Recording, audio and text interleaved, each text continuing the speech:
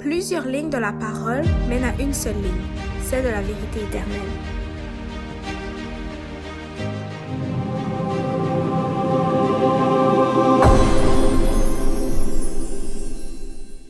Bonjour à tous et bienvenue dans notre émission Allons à l'école du sabbat. Nous allons voir aujourd'hui dans la semaine du 15 au 21, à savoir la leçon numéro 7, Paul prisonnier devant Félix. Et j'encouragerai à ouvrir avec nous dans Acte 24, verset 24, jusqu'à Acte 25, verset 11, le passage de la leçon. Nous allons donc voir Félix avec Paul et nous allons voir aussi le nouveau gouverneur Festus et à la fin nous allons pouvoir entamer en fait la prochaine leçon, à savoir Paul devant Agrippa. Donc je vous encouragerai à pouvoir écouter cette émission, prendre des notes et de pouvoir aussi voir si tout ce qui est dit est selon ce qui est dit dans la Bible. Je vous souhaite donc bonne écoute et bonne étude.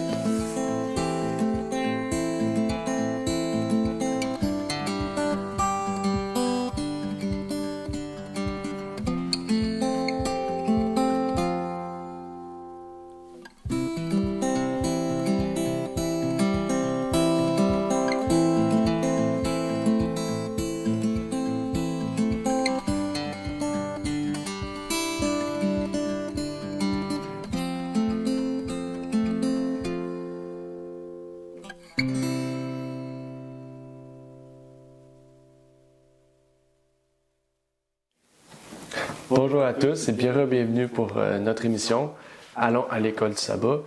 Et j'aimerais aujourd'hui introduire notre invité du jour, Aravna Octobre. Bonjour. Et j'aimerais aussi faire ma deuxième invitation, à savoir de laisser des commentaires dans cette vidéo YouTube. Si vous le désirez par un moyen plus privé, vous pouvez nous contacter directement par email, à savoir ligne-sur-ligne@gmail.com.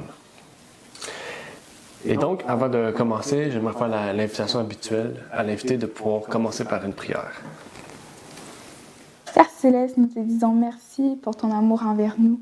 Merci parce que nous pouvons faire la révision de cette leçon et en discuter davantage et approfondir vraiment sur cette leçon que nous avons étudiée.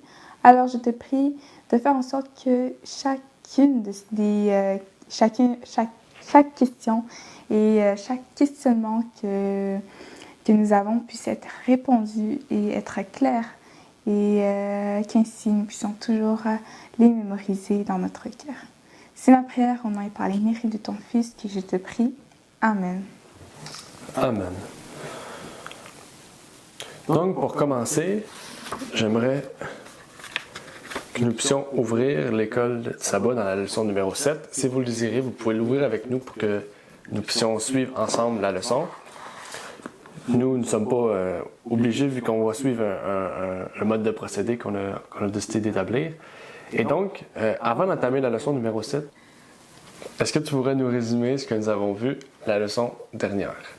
La semaine passée, nous avons vu que Ananias, le souverain sacrificateur avec les anciens, sont venus à Jérusalem et ils ont choisi Tertulle comme conseiller. Et Tertulle avait fait un discours et on pouvait voir que dans son discours, il avait porté des points qui étaient clairement des mensonges. On avait vu qu'il avait dit que Paul était le chef de la secte, alors que ce n'était pas vrai, qu'il excitait des divisions et faisait en sorte de créer des discussions alors que ce n'est pas vrai. Puis il a parlé comme quoi que que les Juifs voulaient tenter de faire un procès et je vais recommencer. Tertulle avait dit que les Juifs voulaient essayer de prendre Paul pour faire un procès pour lui et en réalité ils voulaient le tuer. Et on voyait que c'était un mensonge que Tertulle avait dit. Et nous avons vu la façon comment les Juifs, ils sont tellement rusés et comment ils ont décidé de prendre une personne qui est menteur pour présenter le discours devant Félix. Et après ça, on a vu le discours de Paul, comment il s'est exprimé, qu'il a dit qu'il n'avait pas commis aucun des crimes que les Juifs l'accusaient et qu'il était venu pour faire des aumônes et des offrandes à Jérusalem.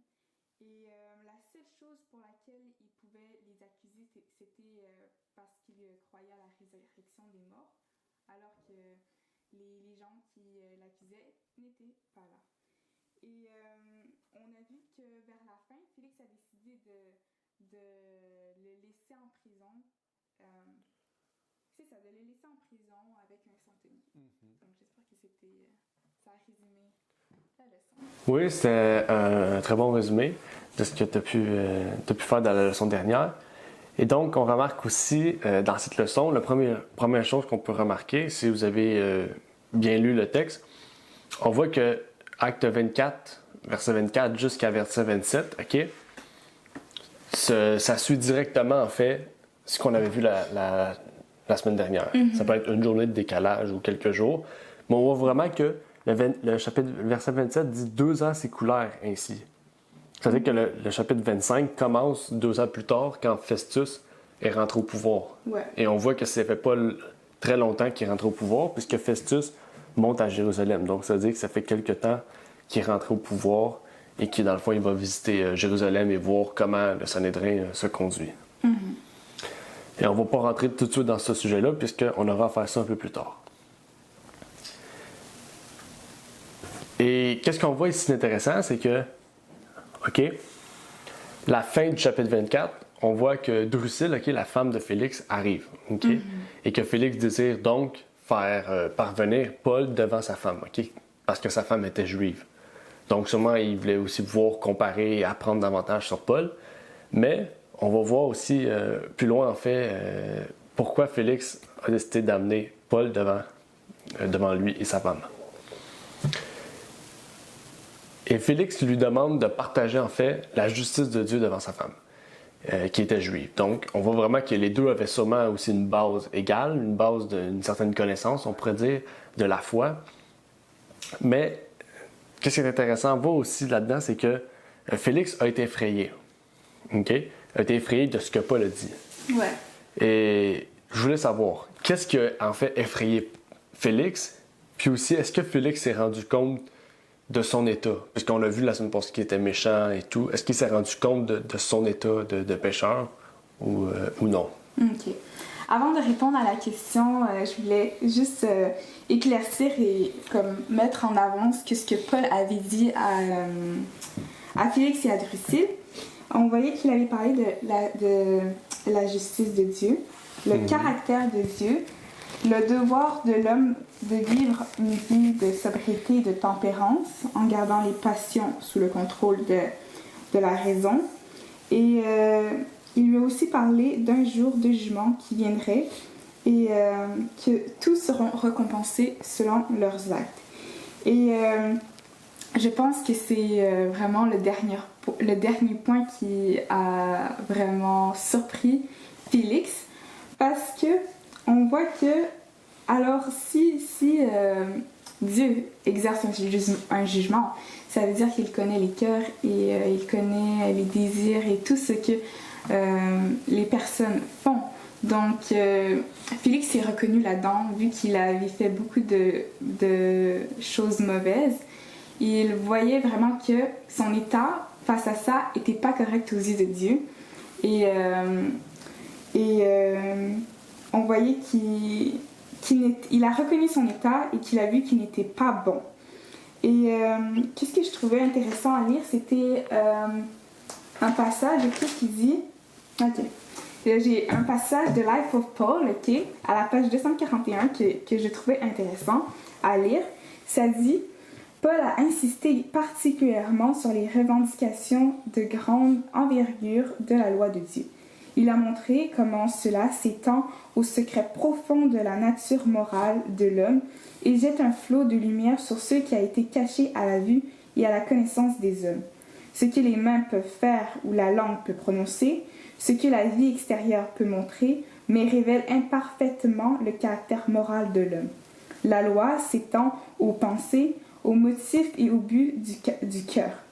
Les passions sombres, les passions sombres qui se cachent à la vue des hommes, la jalousie, la vengeance, la haine, la luxure et l'ambition sauvage, les mauvaises actions méditées dans les recoins sombres de l'âme, mais jamais exécutées par manque d'opportunité, de tout ça, la loi de Dieu fait un record. Les hommes peuvent imaginer qu'ils peuvent chérir en toute sécurité ces péchés secrets, mais ce sont ceux-là qui zappent le fondement même du caractère, car du fond du cœur sont les questions de la vie. Donc on voit vraiment dans ce passage que Dieu connaît vraiment au plus profond des désirs de chaque homme. Et c'est vraiment ce point que Félix il s'est senti vraiment comme mal à l'aise du fait que tout ce que j'ai fait de mal alors sera mis en avant et on sera récompensé ou même pour la vie éternelle ou soit pour la mort éternelle face à ces choses-là. Donc c'est vraiment ce point que Félix a été intercepté. Oui, effectivement, tu as bien dit les choses. Et le texte que tu as sorti, en fait, c'était un bon texte. Et on peut retrouver aussi qu'est-ce que Arabna a dit dans la note numéro 1, qui est Sketches from the Life of Paul, qui est dans le fond le même livre, mais avec un passage différent. Mais on pouvait voir que dans la note, en fait, qu'est-ce que tu as dit se retrouve aussi dans la note numéro 1 de la question qui était reliée, dans le fond, à la question numéro 1 aussi. Puis il y a quelque chose aussi que je voulais rajouter, je sais pas si tu avais terminé avec ton point. Donc tu peux y aller. Ce que j'ai bien aimé, c'est que dans ce livre de Life of Paul, Sarva était fait un contraste avec le geôlier, un personnage que nous avons vu dans le chapitre 16 de Actes. On voyait que c'était Dieu qui avait fait en sorte de donner le goût au geôlier et aussi à Félix d'entendre et de comprendre vraiment la foi que Paul avait. Et on a vu aussi que, comme j'ai dit, ils étaient soutenus par une puissance divine. Ils sont tous les deux venus avec un intérêt d'apprendre et de comprendre ce que croyait Paul. Mais par contre, on voit deux contrastes. Premier, Félix, il tremblait et il n'a pas décidé de se repentir alors que le geôlier, lui, tremblait. Et il a avoué ses péchés, il a vraiment compris. Il a accueilli l'Esprit de Dieu en lui alors que Félix a décidé de se séparer de Dieu et de son esprit. Donc on voit que l'un jeta son sort avec les ouvriers de l'iniquité et l'autre a choisi de devenir un enfant de Dieu et a décidé d'être héritier du ciel. Donc on voyait vraiment le contraste entre le geôlier et Félix qui ont tous les deux été conduits par l'Esprit de Dieu, mais qu'au final ils ont décidé de choisir un camp différent. Oui, effectivement. Justement, qu'est-ce que tu as dit, j'allais justement en parler. Donc, tu as pu en parler, j'aurais pas besoin de parler de ça. Mais en parlant de ton point, j'ai compris aussi une autre chose. On voit que Félix, en refusant l'esprit, en fait, il a commis le péché impardonnable, à savoir de refuser la lumière que Christ lui avait donnée. OK? Donc, on voit vraiment que le geôlier, lui, quand l'esprit lui a appelé, il l'a accepté. Mais Félix, comme tu as dit, quand il a reçu la lumière, en fait, il l'a refusé. Donc, il a commis le péché impardonnable, en fait. Parce qu'en refusant la lumière, tu refuses la vie éternelle, dans le fond. C'est ça. OK, donc on va continuer, puisque ce point-là était, je pense qu'il est assez clair, était facile à voir. Et aussi, on peut apporter des bons points par rapport à ça. Et qu'est-ce qui est intéressant aussi, c'est qu'on remarque que Félix, oui, avait fait venir Paul devant sa femme, dans le fond. Il ne s'attendait pas à ce que Paul, on pourrait dire, le fasse trembler à ce point-là. Mais Félix, lui, s'attendait à ce que Paul lui donne de l'argent pour qu'il soit libéré, dans le fond. Donc, on voit que pendant 2 ans, il l'a retenu prisonnier parce qu'il s'attendait que Paul lui donne de l'argent pour être libéré.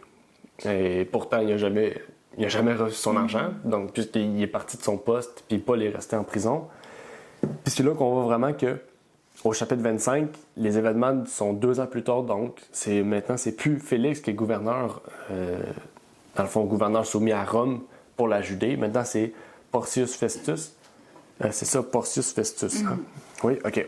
C'est Porcius Festus maintenant qui est en chef, on pourrait dire gouverneur de la place de Félix. Et lui a décidé de laisser Paul en prison pour plaire aux Juifs. Donc on voit vraiment que dès que ça commence, que le prochain gouverneur prend part déjà au désir des Juifs et non au désir de la liberté puis on pourrait dire de la justice. Et maintenant, on arrive au voyage de Festus à Jérusalem. Est-ce que tu pourrais me résumer, en fait, ce voyage-là? Qu'est-ce qui s'est passé, en fait, dans ce voyage-là de Festus à Rome, à Jérusalem? Eh bien, on a vu dans le chapitre, désolé, que Festus était resté entre 8 à 10 jours à Jérusalem et que pendant ce temps-là, les Juifs ont voulu, même pas ont voulu, ils ont accusé Paul. Puis on peut même voir qu'après 2 ans, toujours, ils avaient Paul dans leur mémoire. Ils ont eu la haine, on dirait, qui a commencé à monter. Comme habituellement, le temps, des fois, met un terme à quelque chose, mais on voit vraiment que ici, le temps de 2 ans, vraiment, leur haine, ils ont commencé à vraiment augmenter. Mais on voyait qu'ils ont décidé de porter plainte contre Paul. Et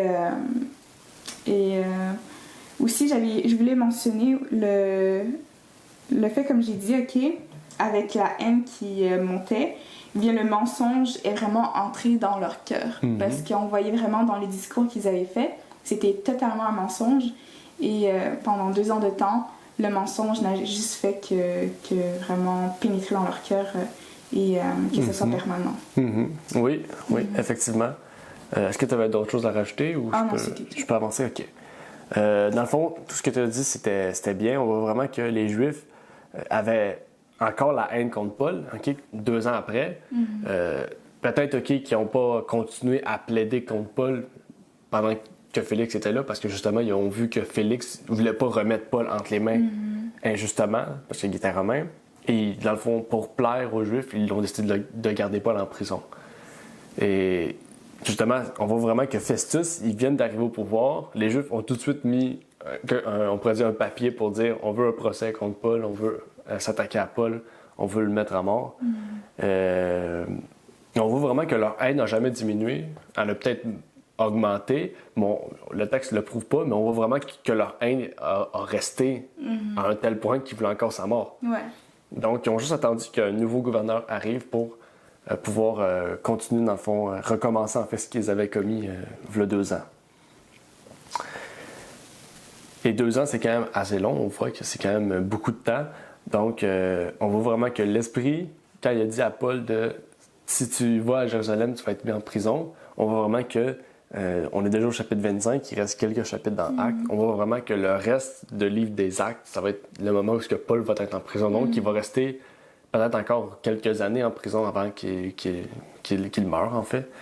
Et donc, on voit vraiment que, malgré ça, Dieu le protège. Malgré le choix qu'il a décidé de faire d'aller à Jérusalem, Dieu l'a protégé. Il le garde en prison, mais au moins, il peut continuer à passer, on pourrait dire, le message, l'évangile face à la femme, à Félix, Et on va voir cette leçon-ci avec Hérode, qui va se préparer pour entendre justement un message de Paul dans la prochaine leçon qu'on aura la semaine prochaine.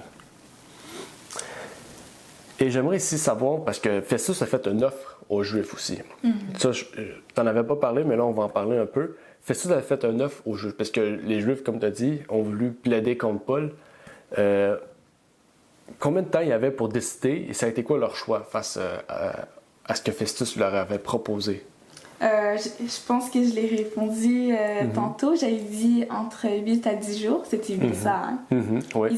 Ils avaient le temps entre 7 à 8 jours. Et c'était quoi ta question? C'était, dans le fond, quel fut leur choix? Qu'est-ce qu'ils ont répondu face à l'offre de Festus? Ils ont décidé de se présenter à Césarée et de refaire un procès à Paul. Mais cette fois-ci, sans un avocat, sans Tertulle. C'est vrai, sans Tertulle. Ils ont décidé d'aller eux-mêmes. Peut-être qu'ils ont décidé, on ne va pas repayer pour quelqu'un qui n'a pas réussi à faire tuer Paul. Mais en fait, c'était peut-être pas de la faute de Tertulle, c'était parce que Dieu était derrière ça. Donc Tertulle aurait rien pu faire, même si ça aurait été le meilleur avocat de Jérusalem. Et comme tu as dit, ils ont accepté l'offre. C'est pas écrit textuellement, ils ont accepté l'offre, mais on voit que Festus a dit, si vous voulez venir plaider contre Paul, descendez à Jérusalem. Ils sont descendus à Jérusalem, donc ils ont accepté l'offre. Okay, c'était un dilemme facile à voir. Et en fait, j'ai une autre question aussi qui peut être... que c'est une remarque qu'on peut voir, okay, c'est quand même assez drôle. Quel était encore le problème grave des accusateurs? Le problème grave qu'ils avaient, c'était qu'ils n'avaient pas de preuves. On voyait qu'avec Tertulle, leurs preuves... Ils avaient des preuves, mais c'était pas des vraies preuves. Mais c'est pas des preuves. C'est ça, c'était pas des preuves. Puis on voit que maintenant encore, ils ne tiennent pas de preuves. Non. Puis en plus le temps avance, moins que tu as de preuves, en fait, parce que moins en plus que tu te souviens des preuves. Puis deuxièmement, moins que... je veux dire, les témoins, comme on pourrait... Si la première fois, les Juifs d'Asie auraient été là, okay, puis ça n'aurait pas passé, la deuxième fois, peut-être les Juifs d'Asie ne seraient pas revenus 2 ans plus tard. Donc on voit vraiment que plus le temps avance, moins qu'ils ont de preuves, moins qu'ils ont en fait de points à parler, puis plus qu'ils montrent leur haine, en fait. Ils vont devant Festus, c'est genre, on le veut, mais c'est pas une preuve, on prépare un plan pour qu'on le tue dans le passage. C'est pas vraiment des preuves. Donc on voit vraiment que c'était un problème grave pour eux. C'était quelque chose de bien pour Paul, puisqu'on voit vraiment que Paul n'a rien commis. Donc Festus voyait que Paul n'avait rien commis. Bon, c'est ça qu'on va voir, que Festus voit que Paul n'a rien fait de grave. Pourquoi il ne comprend pas? Et Félix aussi, en fait, on a vu ça la semaine passée, qui avait vu justement que Paul n'avait rien fait de grave, qu'il ne voulait pas le remettre injustement aux Juifs. Et je voulais savoir ici, puisqu'on a vu que Dieu était avec Paul quand c'était Félix, mais est-ce que Dieu était encore avec Paul quand c'était Festus comme gouverneur? Je dirais oui, que Dieu accompagnait Paul dans n'importe quelle circonstance. Puis on peut même voir dans Acte 23, quand il avait dit que de la même façon que tu as témoigné à Jérusalem, tu auras à témoigner aussi à Rome. Donc je pense que le fait que Christ lui avait dit ça, il s'est souvenu qu'il devra aussi témoigner à Rome. Donc, comme Paul, avec le discours qu'on a vu devant Festus, il savait que le prochain discours qu'il aurait à faire, ce serait à Rome. Donc, oui, c'est ça. T'as répondu correctement. Je vais lire un texte de Sir White pour appuyer en fait ce que tu as dit. On retrouve ce texte-là dans le Conquérant Pacifique. Okay? C'est le livre par excellence pour le Nouveau Testament et plus précisément pour le livre de Actes. Et Sir White nous dit comme suit: « Ce n'était pas là ce que les Juifs attendaient, car ils n'avaient pas oublié leur échec précédent à Césarée. La déposition calme de l'apôtre, ses arguments irréfutables, contrasteraient trop visiblement avec leur esprit malin. Et leurs accusations sans fondement apparaîtraient sous le jour le plus défavorable. Il insista donc à nouveau pour que Paul fût amené à Jérusalem afin d'y être jugé.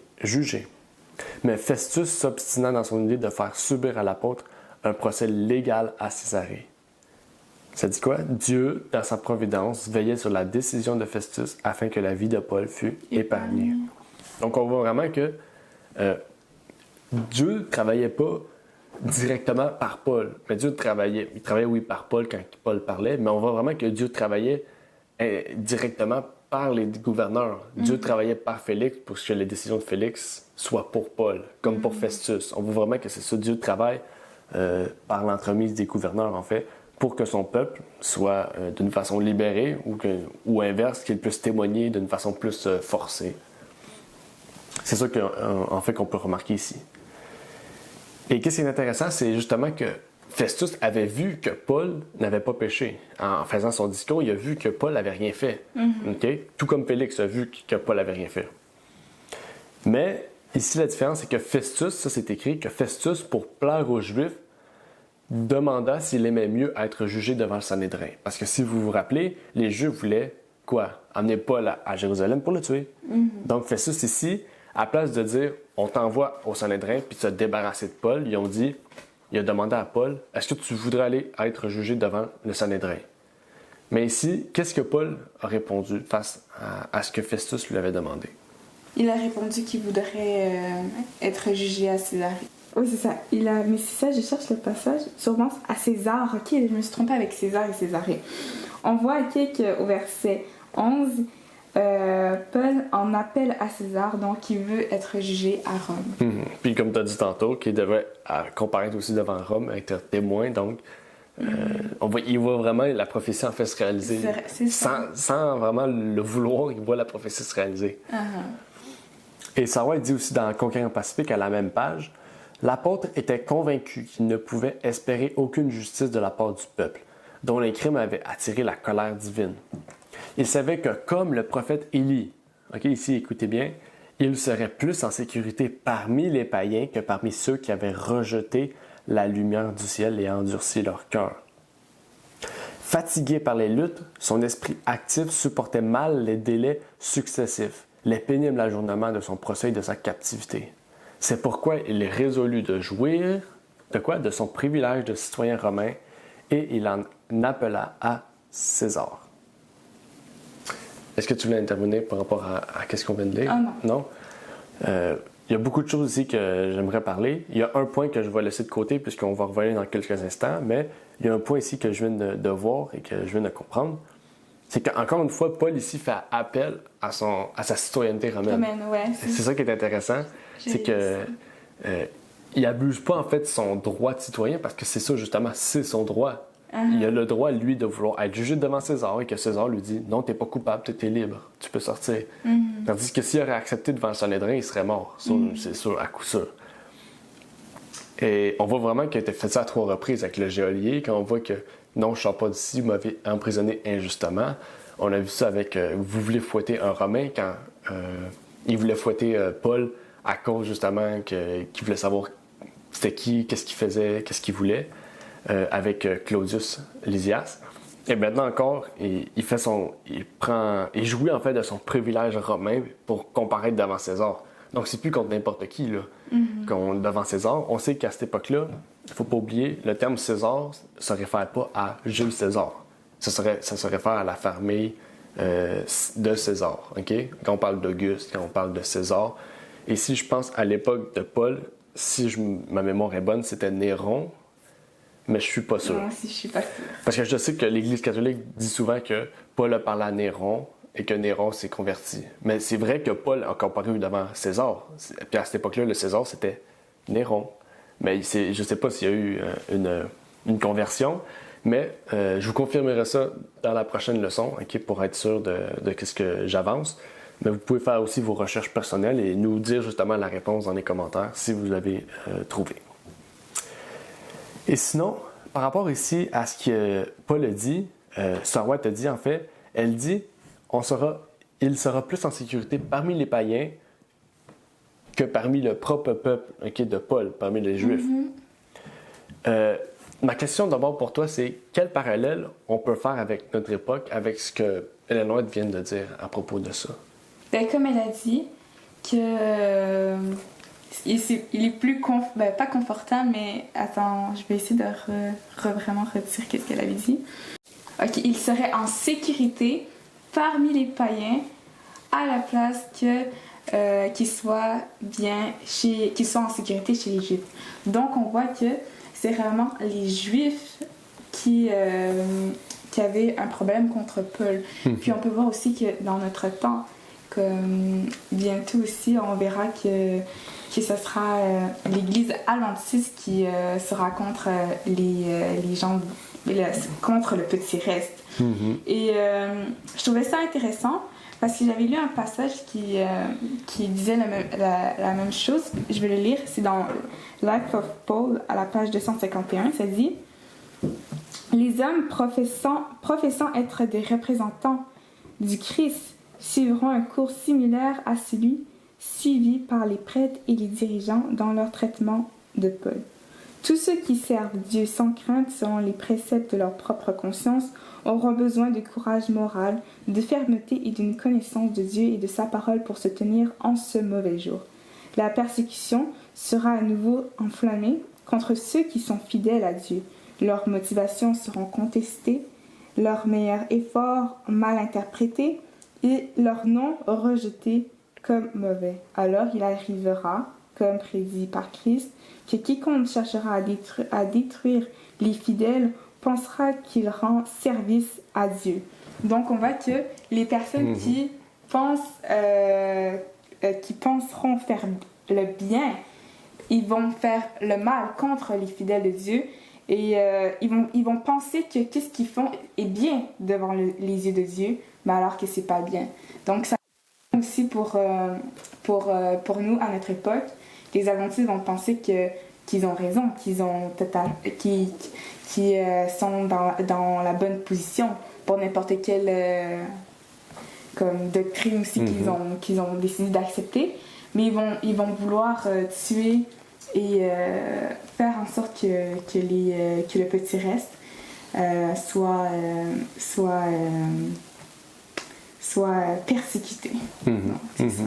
Oui, effectivement, tu as bien répondu avec le texte que tu as pu rajouter à ce que j'ai la question. Et on voit vraiment, c'est ça, que les adventistes, ils vont en fait persécuter le peuple de Dieu. Donc, on voit vraiment que le peuple, en fait, qui est sorti justement d'un peuple qui détruisait la liberté, il va en fait aussi se ramener à ce peuple d'origine. Quand je parle de ça, on voit vraiment que les adventistes sont sortis des protestants. Les protestants, on voit vraiment qu'à l'époque de Noël, voulaient détruire la liberté en mettant une loi du dimanche. Et donc, les adventistes vont faire la même chose. En fait, ils vont, à place de se séparer, pour accepter la vérité, ils vont s'unir avec eux pour détruire, en fait, ceux qui gardent les vrais fondements de l'adventisme. Mais en plus, ils vont vouloir s'unir, mais ce sera eux qui seront plus, comme ils auront plus de haine contre le petit reste. Oui, effectivement. C'est ça. Et si on continue, on voit que Paul allait maintenant être jugé devant César. Festus l'a dit, tu en as appelé à César, tu vas comparaître devant César. Lui, ça ne lui dérange pas parce que ça lui libère en fait d'un fardeau. Et Paul, au verset 10, confirmant ce que nous avons dit plus haut, que Festus savait que Paul n'avait rien fait de mal. Ça, au chapitre 25, verset 10. Il devait donc être jugé avec justice et non devant un groupe qui désirait sa mort. On parle des Juifs ici. Et en fait, il y a un seul point, que Festus, on va faire une différence ici. Félix, il avait tout compris, par rapport au Paul, par rapport aux Juifs. Mais Festus, il y a un point qu'il n'avait pas compris, en fait, dans l'histoire des Juifs et de Paul. Quel était ce point? Il n'avait pas, en fait, compris que...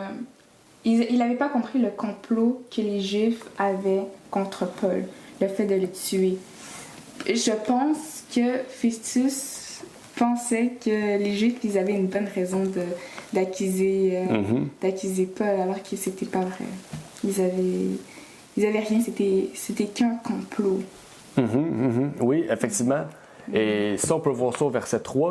Ce que j'étais en train de chercher, on voit « Et le priant », on parle des Juifs, « il lui demandait contre celui-ci la faveur de le faire venir à Jérusalem. » C'est ça qu'ils ont demandé à Festus. Puis après, le texte rajoute « car ils avaient dressé une embûche pour le tuer en chemin. » Donc, ça veut dire qu'eux avaient déjà envoyé du monde dans le chemin, qui menait de Césarée à Jérusalem, pour que Festus dise « Ok, oui, je vais chercher Paul. » Quand il cherchait Paul, et quand il le ramène, ils vont l'attaquer. Eux, ils avaient prévu ça, mais ils n'avaient pas dit ça à Paul qui voulait le faire venir pour lui donner une embûche. Ils n'ont pas dit ça. Donc, Festus ne savait rien. Il ne savait pas le complot, en fait, que les Juifs avaient. Il savait seulement que Paul était non coupable, en fait, qu'il était libre, qu'il n'y avait rien à voir là-dedans. Et Sorwett le confirme dans Conquérant Pacifique à la page 381 en disant « Festus ne savait rien de la conspiration des Juifs, résolu à assassiner Paul, et il fut surpris de cet appel à César. » C'est pour ça qu'il a été surpris, c'est parce qu'il ne comprenait pas pourquoi Paul l'appelait autant à ce point-là de César. Lui, il aurait pu régler ça personnellement. Et ça continue en disant « Cependant, les paroles de l'apôtre mirent fin à la procédure. » Donc, En fait, qu'est-ce que Paul a dit a mis fin au complot des Juifs. Parce que là, il ne pouvait plus comploter contre César. Et Paul, il savait, OK, Paul, il respectait la justice des hommes. On dit des hommes, on parle de la loi. Il respectait en fait la justice de la loi. OK? Si la loi dit ne fais pas ça, Paul ne le faisait pas. Et s'il commettait une erreur face à la loi, il savait qu'il avait commis un crime, commis un délit dans le fond. Et ça, Paul le reconnaissait. Il l'a dit dans la leçon dernière, que Paul savait que s'il commettait une injustice, il méritait la mort. Il a dit face aux Juifs, je n'ai rien à mériter, à part une seule chose, c'est que je crois à la résurrection des morts, et vous non. C'est la seule chose que je pourrais condamner à mort. Il a dit qu'il l'acceptait. Mais les Juifs ne l'ont pas condamné pour ça, justement. Et justement, Paul voulait une justice, en fait, équitable, la vraie de bonne justice. Donc, la vraie bonne justice qui existait à cette époque-là, c'était devant César. Okay? Il savait que Festus avait pris part d'une partie pour les Juifs. Ouais, c'est ça. Oui, il y avait un penchant pour les Juifs. C'est comme tu t'en allais dire. On voit vraiment que Festus avait un penchant pour les Juifs, donc Paul a décidé de faire appel à César, comme ça, tout est réglé. Là. Les Juifs, c'est fini, Festus, c'est fini, on s'en va à Rome. Et j'ai une autre question ici. Est-ce que le peuple de Dieu devra faire face à la même haine que les Juifs? Oui, comme on a parlé tantôt, ça sera... En plus, OK, ça sera pas seulement une haine que les Adventistes auront, mais ça sera une haine que tout le monde aura contre le peuple de Dieu. Puis, c'est dommage et tout, mais il faudra aussi être comme Paul, qu'on devra parler et témoigner, continuer à faire ce que Dieu nous demande, parce que oui, les temps seront durs, mais avec Dieu, tout est possible. Donc, il va être là, il va nous aider dans ces moments, puis il va aussi nous rappeler des éléments qu'on avait l'habitude de lire et de comprendre, puis il va nous faire remémorer tout ce que nous aurons à dire devant les tribunaux et devant toutes les personnes qui nous accuseront. Oui, effectivement. Et j'aimerais lire un texte de Sir White pour ajouter à ce que tu as pu dire dans le Conquérant Pacifique à la page 381 et 382, où elle dit « De nos jours, le peuple de Dieu aura également à affronter cette haine, car le même orgueil, le même formalisme, le même égoïsme subsiste parmi ceux qui font profession de christianisme, ainsi que le même esprit de domination qui tenait une si grande place dans le cœur des Juifs. Bientôt, des hommes prétendant être les représentants du Christ se comporteront comme les prêtres et les magistrats à l'égard du Christ et des apôtres. Dans la grande crise par laquelle ils devront passer, les fidèles serviteurs de Dieu auront à affronter la même dureté de cœur, la même cruauté, la même haine implacable. Tous ceux qui, au mauvais jour, serviront courageusement leur maître en suivant la voie de leur conscience auront besoin de sang-froid, de fermeté, d'une connaissance. Une connaissance quoi? D'une petite connaissance moyenne? Non, connaissance approfondie de Dieu, non seulement de Dieu, mais aussi de sa parole. Car les hommes qui seront fidèles au Seigneur seront persécutés, leur mobile mis en doute, leurs meilleures intentions mal interprétées et leur nom honni comme le mal. Satan agira avec une puissance mensongère pour influencer les cœurs et obscurcir l'entendement. Il fera appeler le mal bien et le bien mal. OK? C'est un fort texte de ça, ouais. Ouais, j'ai vraiment bien aimé. Puis pour continuer, j'aimerais lire un passage qui est aussi intéressant. Ça dit « Dieu voudrait que son peuple soit préparé pour la crise à venir. » Donc, il y aura une crise. Préparés ou non préparés, nous devons tous y répondre. Seuls ceux dont le personnage sont rigoureusement disciplinés pour respecter la norme divine seront en mesure de rester fermes pendant cette période de test. Mais quand les ennemis seront de tous côtés, les surveillant pour le mal, le Dieu du ciel surveillera ses précieux bijoux pour de bon. Lorsque les dirigeants laïcs s'uniront aux ministres de la religion pour s'interposer entre Dieu et notre conscience, alors ceux qui chérissent la crainte de Dieu seront révélés. Lorsque l'obscurité est la plus profonde, la lumière d'un personnage noble et divin brillera de la plus brillante. Lorsque toute autre confiance échoue, alors on verra qui a une confiance durable en Dieu. Donc, on voit vraiment que comme je l'ai dit tantôt, qu'on devra vraiment être debout et ne pas avoir peur de dire et de parler de ce que Dieu nous a confié. Oui, effectivement. Et ce texte-là, c'était un bon texte qu'on a pu voir. Et si on revient dans l'histoire maintenant, on a fini le parallèle, on va pas continuer. On pourrait parler pendant plusieurs heures sur ce sujet-là. Intéressant, mais là, il faut terminer la leçon. Donc, si on revient sur la finalité, en fait, de la leçon de cette semaine, on voit vraiment que avant son départ à Rome, il y a Agrippa II, justement, qui est arrivé. Okay? Et Agrippa II, en fait, c'est le dernier roi de la famille d'Hérode. Okay? Après Agrippa II, il n'y a plus d'Hérode. C'est une autre classe de personnes. Il est venu aussi avec sa femme Bérénice. Et là, il ne faut pas oublier que c'est deux juifs. Hérode, c'est un juif, OK? Et Bérénice aussi, c'est un juif. C'est des personnes qui étaient choisies par Rome pour régner au pouvoir, mais c'est des juifs, dans le fond, qui régnaient sur le peuple. Et aussi, Bérénice, OK, c'était la sœur de la femme de Félix, donc Drusille. Donc, on voit vraiment que, sûrement, Bérénice connaissait un peu, en fait, ce que Félix devait affronter face à Paul. Ça fait 2 ans que Félix, on pourrait dire, vit avec Paul, parce que Félix gouverne, Paul est à côté, dans sa prison. Donc, on voit vraiment que, justement, ça se parle entre eux. Okay? Ça, c'est pas quelque chose de biblique, mais on voit vraiment que si c'est des sœurs, sûrement qu'ils se parlaient en fait de « Ah, il y a un Paul ici, Félix le fait sortir souvent pour qu'il parle. » Donc, et qu'est-ce qui est intéressant, c'est que Hérode, maintenant, il veut entendre ce que Paul a à dire. Et Festus, OK, a expliqué justement la situation à Hérode, disant que Paul a fait ci, a fait ça, il n'y a rien accusé à tort contre lui. Et là, on l'emmène justement à César et tout. Et Hérode a dit, avant de l'amener à César, je veux en fait l'entendre parler. Okay? Et en fait, Hérode, il était curieux de sa foi. Okay? Donc, il voulait le rencontrer. Curieux de la foi de Paul. De Paul, oui. Donc, il voulait le rencontrer pour savoir c'était quoi cette foi-là. Okay? Et ça, c'est déjà quelque chose de bon, en fait, chez quelqu'un, d'être curieux dans le bon sens, parce que là, on voit vraiment que sa curiosité va l'amener peut-être à accepter la vérité. Donc, on voit vraiment que ici, Hérode était peut-être quelqu'un qui aimait apprendre, aimait enseigner, être enseigné, aimait connaître de nouvelles choses. Donc, on pourrait dire que c'est une bonne caractéristique d'Hérode pour ça. Mais le texte ne dit rien de plus. En fait, le texte termine sur ça, mais le texte ne termine pas sur ça. La leçon termine sur ça, donc je ne vais pas continuer à aller plus loin.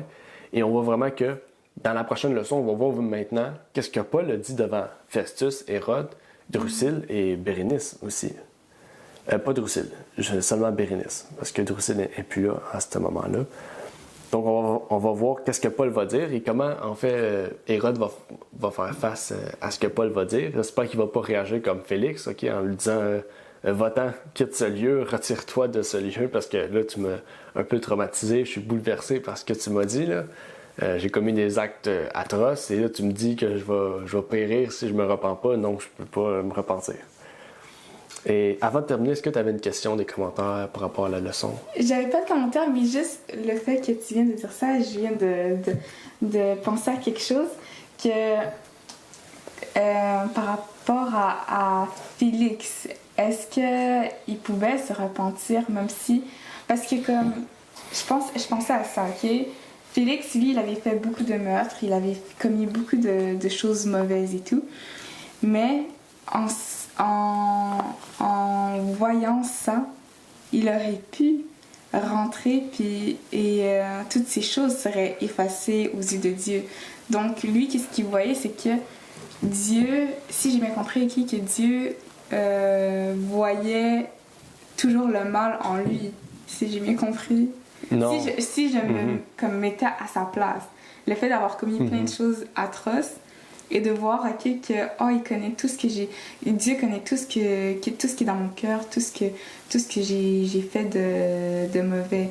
Alors, est-ce que dans la tête à Félix, il se dit que vu que Dieu connaît tout ça, alors j'ai aucune chance de me repentir? Ben, en fait, si on prend la note, OK, parce que c'est la note qui a bien répondu, OK. Ça disait ici, OK, Félix qui n'avait jamais écouté la vérité auparavant. Donc, Félix, avant, n'avait jamais connu la justice de Dieu. Était profondément agité alors que l'Esprit de Dieu envoyait la conviction à son âme. Donc, il n'a jamais connu la vérité, mais l'Esprit de Dieu, quand Paul parlait, lui a en fait glissé des mots dans sa tête pour qu'il prenne conscience de son état.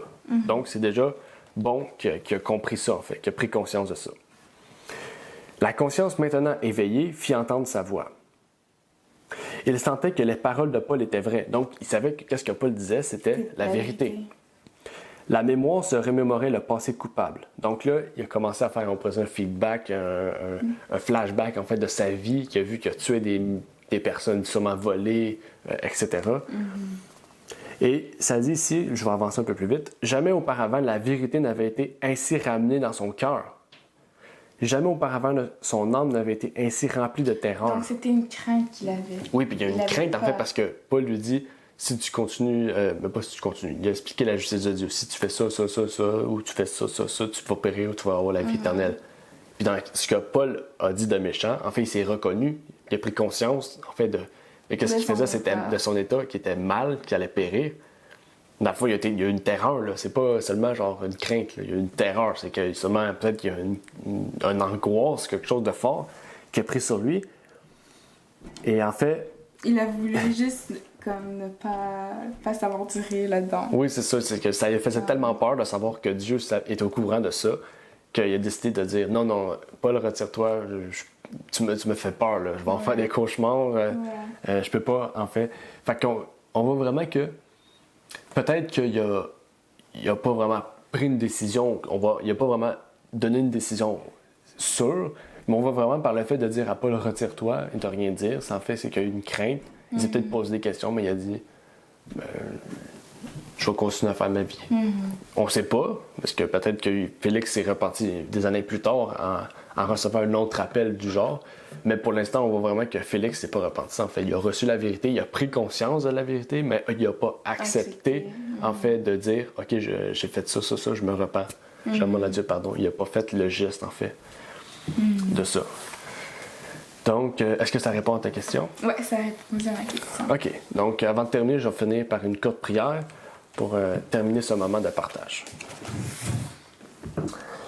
Notre Père qui est aux cieux, j'aimerais te prier, Seigneur, pour tout ce que tu as fait dans nos vies aujourd'hui, Seigneur, et au cours de cette semaine. Tu as permis de pouvoir d'étudier la leçon, de faire la leçon, et maintenant de la réviser, Seigneur. Tu nous permets chaque jour de pouvoir prendre le temps d'étudier ta parole, de répondre à ces questions pour que nous puissions avoir une meilleure connaissance de ta parole. Mais permets-nous aussi, Seigneur, que nous puissions non seulement étudier, mais que nous puissions partager en fait ce que nous apprenons de ta parole pour que d'autres personnes puissent être au courant des vérités qui sont gardées, Seigneur, dans ta parole. Car ta parole, c'est ce qui nous permettra de connaître la vérité, de pouvoir la mettre en pratique, de pouvoir aussi nous former notre caractère pour le ciel. Donc, je te prie de nous protéger, de protéger ceux qui écouteront cette émission. Au nom de ton Fils Jésus-Christ. Amen. Amen. Merci d'avoir écouté cette vidéo. Pour plus de contenu, abonnez-vous sur notre site Internet. Il est également possible pour vous de nous suivre sur notre page Facebook et de nous contacter par email.